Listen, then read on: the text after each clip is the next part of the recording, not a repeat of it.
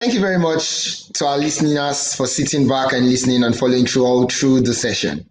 We're really glad that we're enjoying the event and the event is going as planned. Moving on to the next agenda for today is the speech by our guest speaker, who shall be speaking to the topic Role of Academia, Multilateral Institutions, and Tax Administrators in the Future of Tax.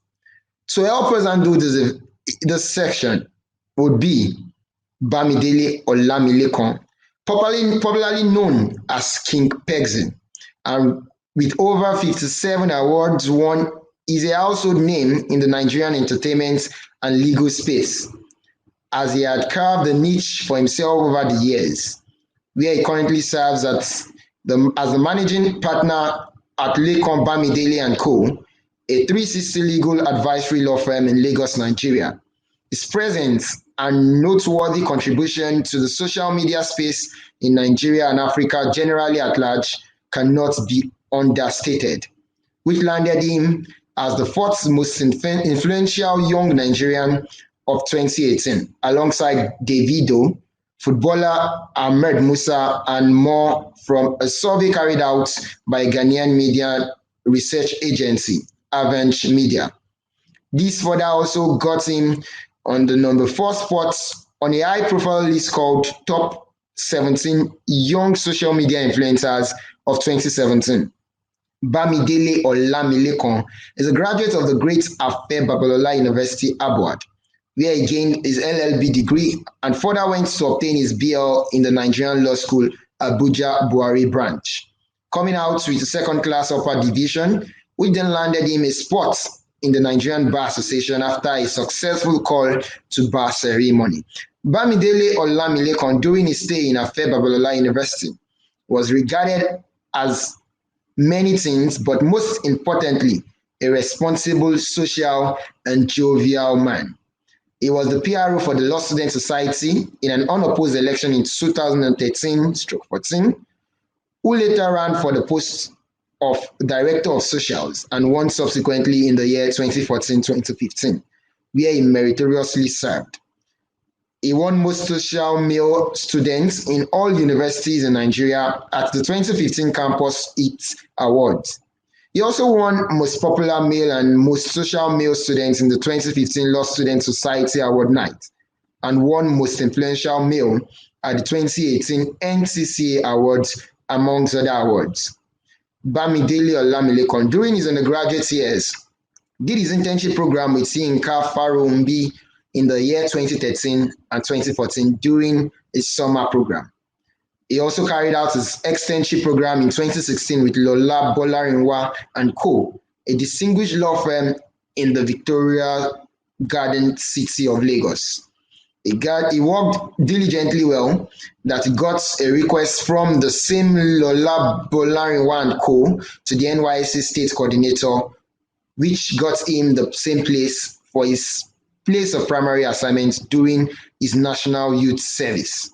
Describing Bamidele Olamilekan isn't complete without adding the word philanthropist and humanitarian in his accolades, as he ensured to visit an orphanage home in 2015 in Abuja to give back to the less privileged.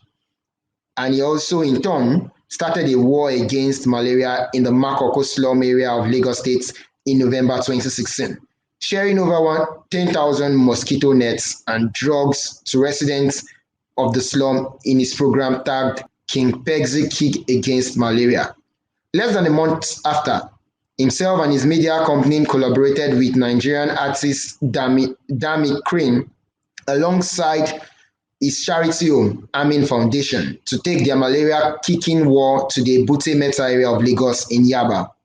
Bamidele Olamilekan loved brand building and digital marketing, and this has earned him the favorite spot on the list of major multinational brands like One.org, Pepsi, Union Bank, American Honey, McDowell, Coca-Cola Nigeria, Intel, HP, MTN Nigeria, Globalcom, Sunlight, Matal Cognac, Udala, and others.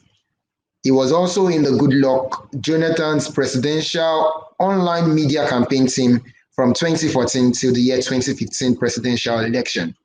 His strong prowess in online marketing, brand building, and entertainment has made his practice as a private lawyer to so many Nigerian entertainment superstars and major brands. Bamidele Olamilekan, over to you. Good morning, everyone. Thank you so much, Mr. Timileyin, for that introduction. It was very astute and comprehensive. So my name is Bamidele Olamilekan, and I'm here to start this conference with Professor Stephen Dean. Professor Stephen Dean is a professor of law at the Brooklyn Law School. His teaching focuses on individuals and corporate tax. He writes and podcasts about tax law, social enterprise. His scholarship addresses the impact of neoliberalism and also racial capitalism and the evolving relationship between financial profit and social mission. Now, his social mission is evident in the emergence of social enterprise, impact investing, and unregulated philanthropy. Professor Stephen Dean, in addition to traditional law review articles and essays in journals such as the NYU Law Review and also the Emory Law Journal, Dean has written for a range of publications, including The Nation.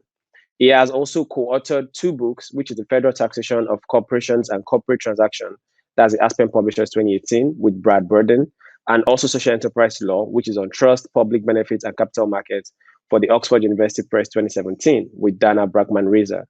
He has also served as a vice dean at the Brooklyn Law School and while a visiting professor at the professor of law at the NY State School of Law.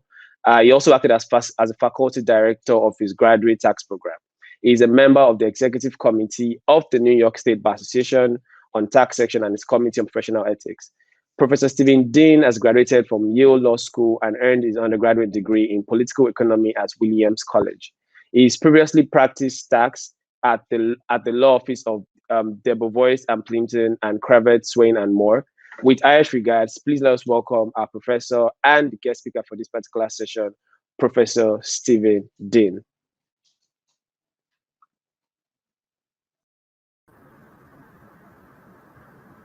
Good morning, and thank you so much for that very warm welcome.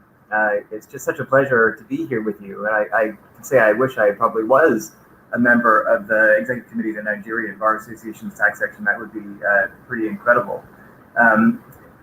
What I want to talk to you today about is the future of our global tax system, how it's going to take the shape of the future. And how all of us are going to play a role in making that happen. And I'm going to do that by telling you a story. I'm going to tell you the story of how over the past few months, I've been able to play a small role in encouraging the Biden administration to change some aspects of how it approaches the world. And I'm going to do that by telling not just my story, but the story of 2 people that I've come to know in their roles as academics and also in their roles as now members of the Biden administration. So these 2 women are people that I've known for years, more or less, and I'm going to tell you about one of them first. So one of them, who's now a lead advisor to the Treasury Secretary, Rebecca Kaiser, is somebody I worked with for many years at Brooklyn Law School and who also practiced with me at Kravitz, Swain and Moore for a few years, or we didn't practice there at the same time. We both practiced there. She joined Brooklyn Law School and became an academic like me, and I was very excited about that. She began writing about what she was passionate about, and this is, of course, the fun part about being an academic. You can write about what you care about and have an influence on the way the rules you care about take shape. So what she chose to write about was something that was becoming very popular in the United States at the time. These were rules designed to sunset or cause to expire tax provisions. So the thinking was that this was very popular for a while. We could contain the tendency of policymakers to hand out tax benefits to taxpayers, low rates, special breaks, loopholes, by causing all of these provisions to expire after a certain amount of time. This was something that became really something that a lot of people really thought was the way that we would solve all of our problems. She was not so sure, and I think she was right to not be so sure. And so she took it upon herself to say so. And this made her, for a time, extremely unpopular. She showed through her research and writing why these sunsets, these causing these tax provisions to expire, was not going to solve all of our problems. It was not going to make all of these provisions go away. In fact, she showed that what it would tend to do over time was to create even more of them, or at least make them more desirable for policymakers, because they would be able to, every time one expired or threatened to expire, they would be able to extract more interest from their constituents. So this would not do away with the sunsets. She argued it would just make them more of a problem. So this is her right as an academic, right? So she gets to write about what she likes and say what she likes about it. And what was so interesting about this was that she, as it turns out, made the wrong person angry. She attracted the attention of a former head of what we have in the United States, the Joint Committee on Taxation, a committee that advises both the House and Senate chambers of our legislature on tax matters. And he had been a proponent of these sunsets, and he decided that she was not only wrong, but dangerous. And so he decided that he would write an article specifically responding to what she had said, and essentially saying she was wrong. And this played out over time. She had not been as provocative. She at this time was a very junior woman scholar at a not very fancy school, Brooklyn, and he had been the head of this really prestigious policy organ, and also was a professor at a much more prominent school. And so she hadn't taken him on directly. He decided that he wanted to take her on directly. And what unfolded over the next few months, years, they not only engaged in writing, but they were brought together for a series of public debates. And the consensus was that, after all was said and done, was that she won. Everybody agreed that she was right, that this policy innovation, these sunsets that everybody thought was going to make the tax system pure, were themselves dangerous and were unlikely to solve all of the problems, and in fact would probably make things worse than they had been. So I just always admired her for that, both for her courage in saying what she thought was right, that the sunsets were just a shiny new object that people thought would solve all our problems, but in fact were unlikely to do that. And she wrote it.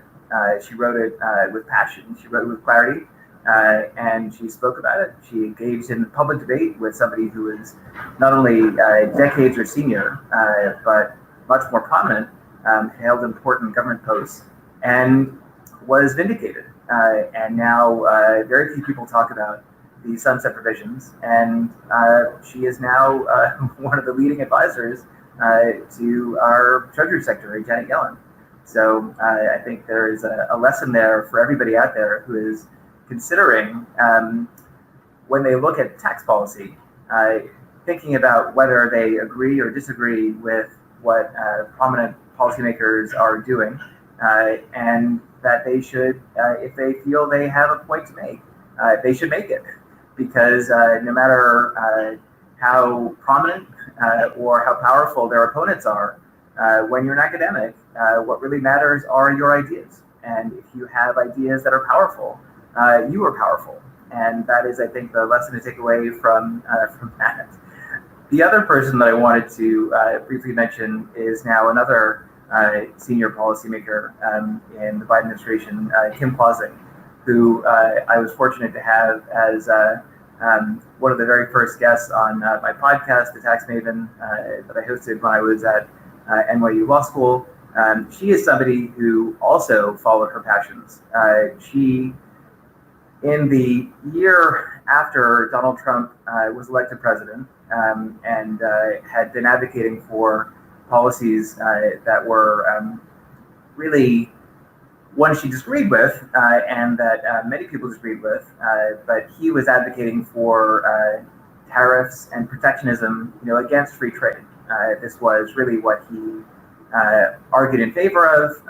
He drew a lot of support from working class Americans by arguing that the free trade policies that have been pursued over time were bad for workers and were the reason that workers were suffering.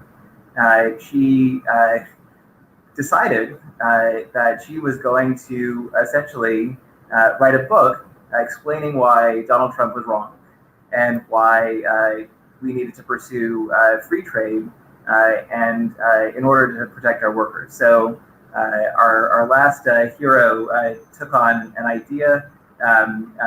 This hero took on the president. And she wrote a book that was published in Harvard University Press called Open that made the case for free trade, not as a problem for workers, but as a solution for workers. So again, she saw a problem that she was passionate about, and she knew how to address the problem, and she went ahead and wrote this book that would really make the case logically, clearly, articulately for why you needed to embrace free trade in order to protect workers and to make America stronger. So she was not anti-American as Donald Trump would suggest. She was proud and was somebody who really intended to make the country stronger rather than weaker. And she herself did not. She didn't have public debates with Donald Trump the way Professor Kaiser did with her interlocutor. But she ultimately, I think, proved her point. She was somebody who was able to make that case. She certainly came on my podcast and talked about it and was prominent in a lot of media circles and made the case that she had made that free trade was something that benefited workers, didn't hurt them. And ultimately now she, again, vindicated by becoming, certainly helping Joe Biden become president. And her reward for that is to become one of his senior tax policy advisors. She is now somebody who has the ear of the president. And just 4 years ago, she was on the outside. And she decided that even though she was on the outside and had no power, what she would do was use her voice. So when I think about what I want to do about changing the future and what you all can do to change the future, I think that is that these two women are incredible role models for what it means to change the future. So when over the last, say, 12 months in particular, I do think what's been happening on the multilateral stage has entered a new phase. I would say that it really began just on the eve of the pandemic.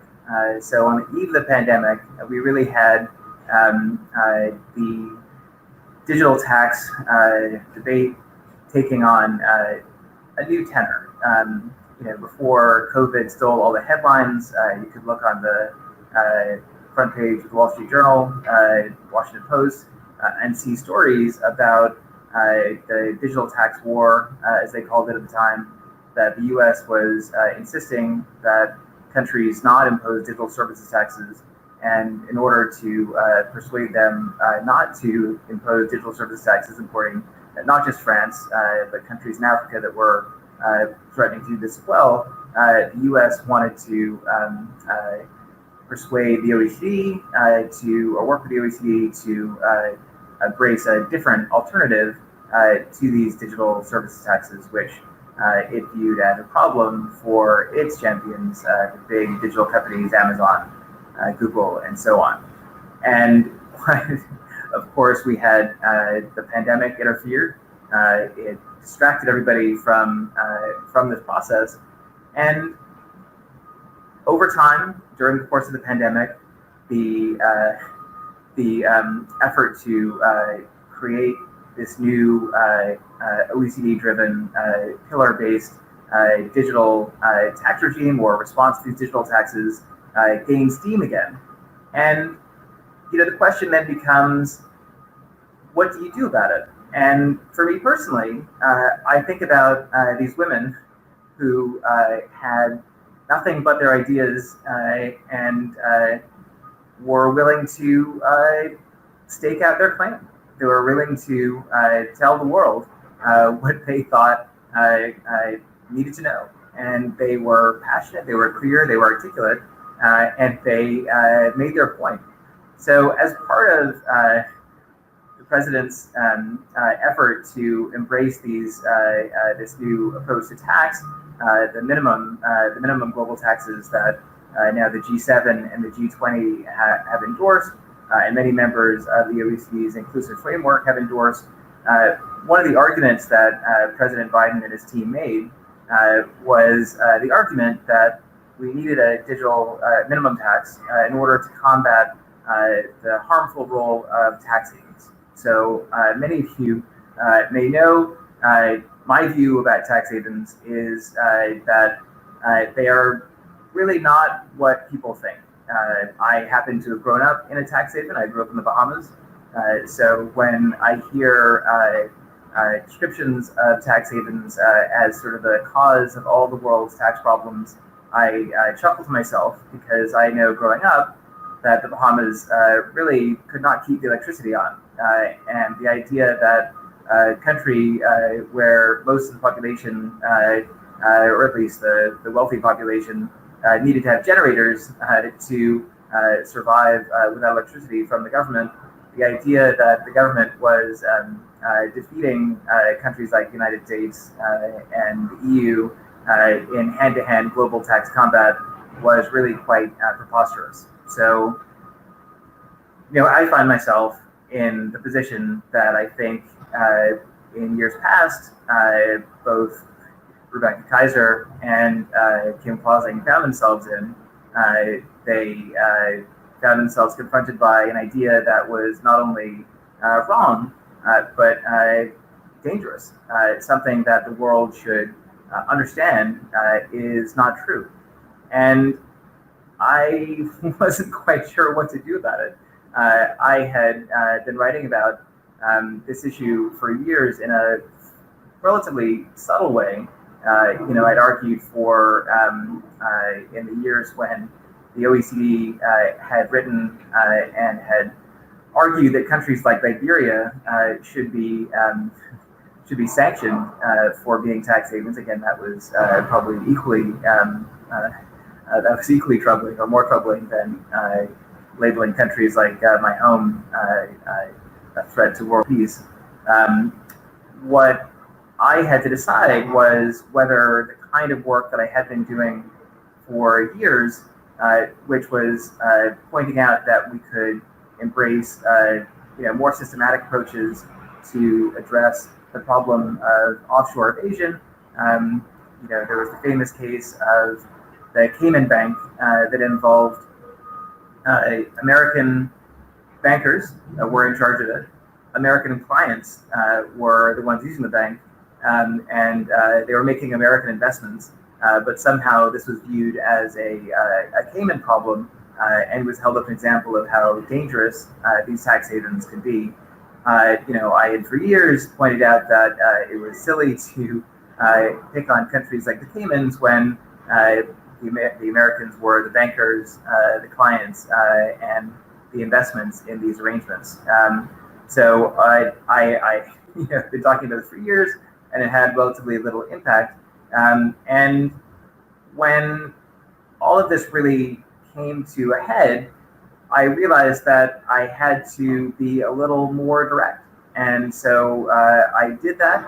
I first wrote a piece with a wonderful scholar from Kenya, Tia Warris, called 10 Truths About Tax Havens, the Liberia Problem and Inclusion. And what we argued in that piece was that, again, more directly than I had in the past, that what you needed to do was to create a more inclusive global tax system that would listen to voices that were not European or North American, because it was clear to both of us that the way the global tax system had taken shape and was being shaped for the future was really not taking into account the concerns of the global South. It just was not, and really was not something that policymakers were interested in. And the evidence we used for that was the effort that the OECD had made in 2000 to blacklist and sanction a series of countries that were primarily majority black. And it was quite clear at the time that what was happening at the OECD was misguided, if not actually dangerous, and was designed to appeal to the worst in people rather than to find solutions to problems. OECD spokesmen at the time were quoted in the New York Times as calling countries like Liberia and my home, the Bahamas, gangsters, and saying they should be treated as such. All of which has is coded racism and is not the kind of thing that we expect to have coming from our policymakers, our tax policymakers. So when Professor Wartis and I wrote the article, I think I shouldn't speak for her. I was really quite nervous. I had not spoken about these issues in such a direct and, quite frankly, confrontational way. In the past, I'd always tried to be quite circumspect and suggest, wouldn't it be nice if we didn't use all of these provocative terms and angry words to try to solve our problems, but instead to have productive conversations where we really understand one another's perspectives. And what I realized was that there was a time for nice words and reconciliation, and there is now a time for real strong words.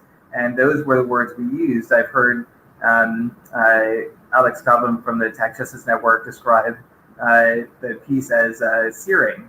And I guess it was, because I think that there is a time for anger. And I think that to allow yourself to be passionate as you think is appropriate for these issues is not a mistake. It's not always a mistake. So over the past few months, what I've been really delighted by is the response we've gotten to that paper.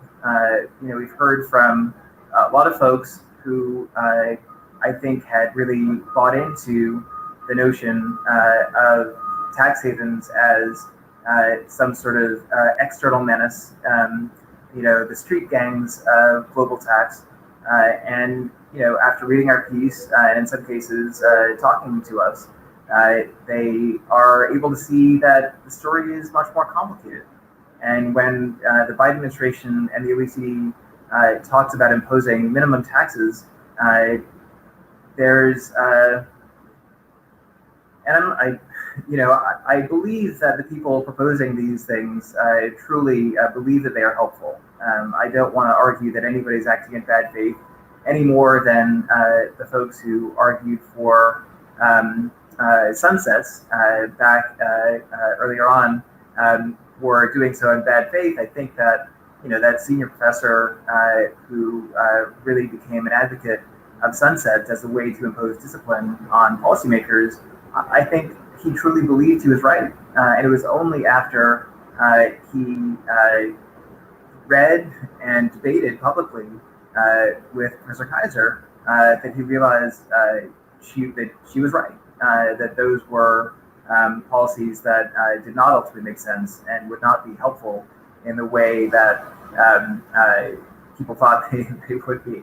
So, when we wrote that piece, I was hopeful that we would have some impact on the way policy worked. And what I was surprised by, just around the same time, just as we were preparing to post that piece on SSRN, where you can download it and check it out, 10 Truths About Tax Havens.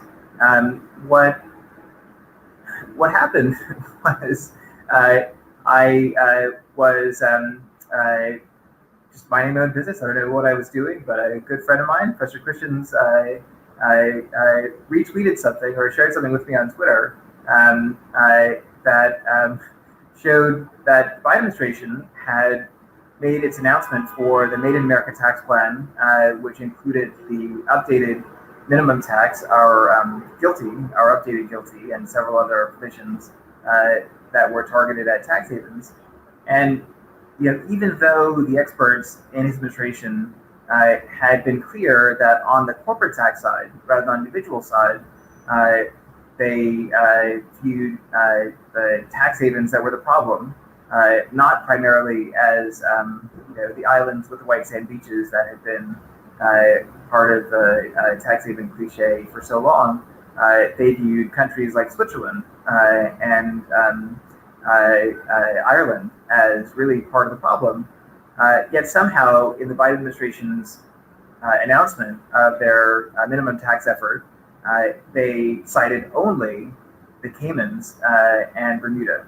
And I understand how this could have happened innocently. It's certainly true that of the big 7 havens that Kim Clausing identifies in her work, that these are the first 2 alphabetically.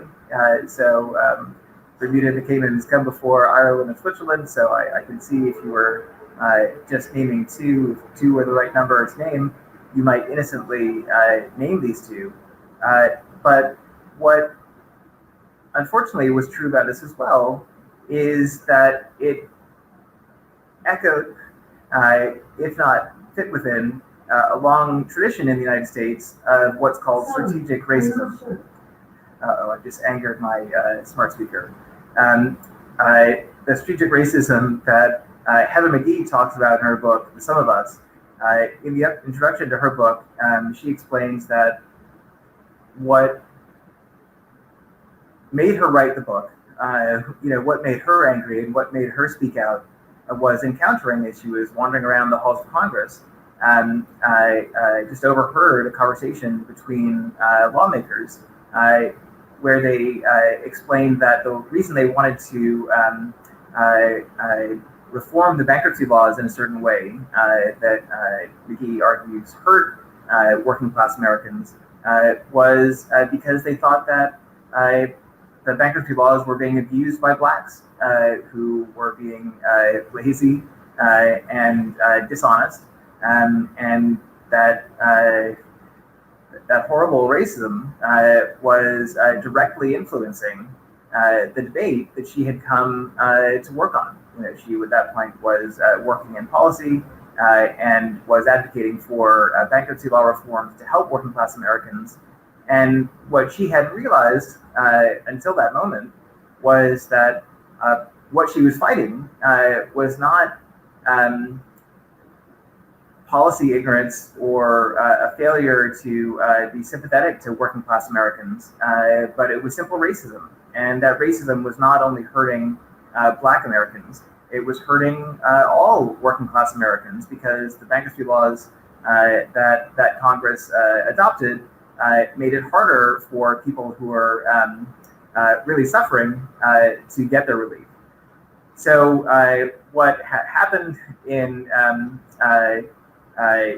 me was, again, that I took that moment to speak out. I stayed up late one night, angry, writing a piece in The Nation that ended up really getting the attention of the folks that I knew in Biden's apparatus. I don't know whether Biden actually read it or not, but in the State of the Union address a few weeks later, Biden actually named Switzerland first. So he, and again, I don't know how carefully he was following the details of the issue, but I think this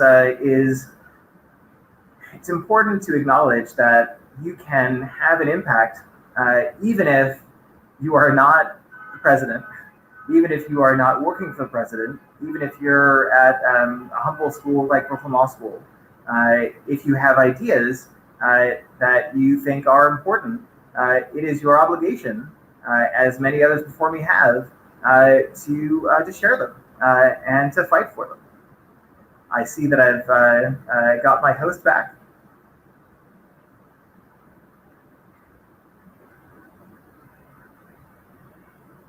Oh, I'm sorry. I think your mic is still muted. Yes. Thank you so very much, Professor Stephen. That was very, very insightful, and it was well detailed.